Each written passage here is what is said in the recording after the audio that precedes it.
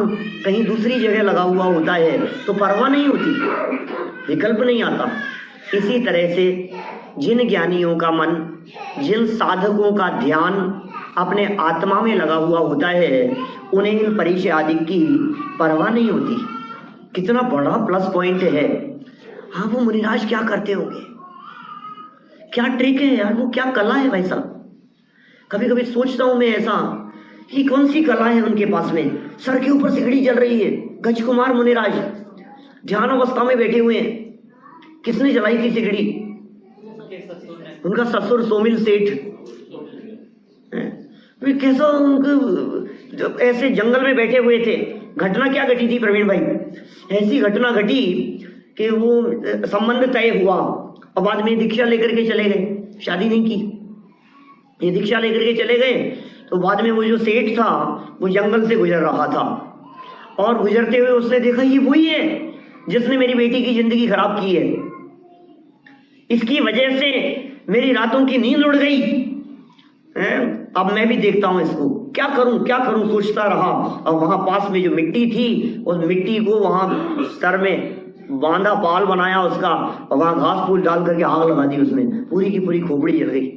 और ध्यान अवस्था में बैठे हुए हैं।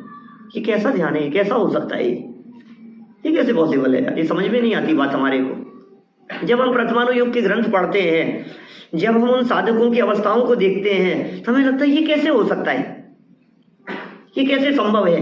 3 दिन तक गले में मरा हुआ सर्प पड़ा रहा, यशोधर मुनिराज के राजा श्रेणिक ने डाला था। और 3 दिन बाद में बात में ऐसा बता दिया उसको, चर्चा चल गई कुछ, अरे मैं तो भूल ही गया था, ऐसा करे आया था मैं। वो दौड़ी चेलना, कहाँ जा रहे हो? उनके पास में। अरे तू कहाँ जा रही है? मैं 3 दिन पहले की बात कर रहा हूँ, अभी की बात नहीं है। गए होंगे अब तक तो, अब आप कहाँ मिलेंगे? कि नहीं, हमारे मुनिराज ध्यान अवस्था में बैठे होंगे। बोले चलो देखते हैं चल करके, वो भी चले गया साथ में। ये कैसा ध्यान होता होगा? पूरे शरीर को चींटियों ने चलनी कर दिया, उसके बावजूद भी उनका ध्यान विचलित नहीं हो रहा है। ये कैसा ध्यान है? सुकुमाल है, सुकौशल है, अनगिनती उदाहरण है मेरे दिमाग में, जैसे उछल रहे हैं मेरे दिमाग में, लेकिन अभी नहीं बोलना चाह रहा मैं। माने आखिर ट्रिक क्या है, वो कला कौन सी है उनके पास में, वो क्या कला है? ये कह रहे हैं आत्म ध्यान, उपयोग अंदर में है, ध्यान इधर लगा हुआ है। जब ध्यान हमारा किसी काम में लगा हुआ होता है तो हमें पता नहीं लगता।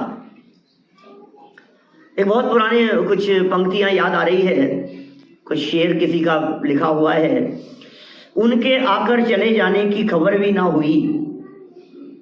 क्या प्रवीण भाई? उनके आकर चले जाने की खबर भी ना हुई कि हम इस तरह मशगूल थे उनके ख्यालों में।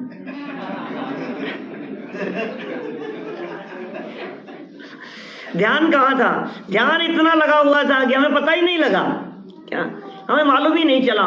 अरे ऐसे ऐसे पढ़ने वाले स्टूडेंट देखे हैं, आस पास में से, पड़ोस में से यदि बैंड बाजे बजते हुए चले जाएं तो उनको पता नहीं लगता है। पढ़ने वाले लोग, ऐसे ऐसे ऑपरेशन करवाने वाले लोग देखे हैं हमने, जो ये कहते हैं हमें एक नॉवल दे दो, हमें एक उपन्यास दे दो, हमारा मन पढ़ने में लगने दो। वो कहते हैं हमारे को मैथमेटिक्स के कुछ सवाल दे दो और तुम हमारे पैर का ऑपरेशन कर दो, बेहोश करने की जरूरत नहीं। ये क्या है चक्कर? ये क्या, कैसे होता है? ध्यान उधर लगा हुआ है, मन दूसरी तरफ लगा हुआ है। देखिए आपको कितनी भी तकलीफ हो रही हो, यदि उस तकलीफ के काल में आपका ध्यान यदि आत्मा की तरफ लग गया है, आत्मा का ध्यान वस्तु स्वरूप के विचार की तरफ लग गया है, तो आपकी तकलीफ नहीं दिखाई देगी। ये तकलीफों को मिटाने के उपाय की चर्चा चल रही है, ये सिर दर्द मिटाने के उपाय की चर्चा चल रही है। समझ में आ रही है ये बात? कैंसर निवारण विधान चल रहा है ये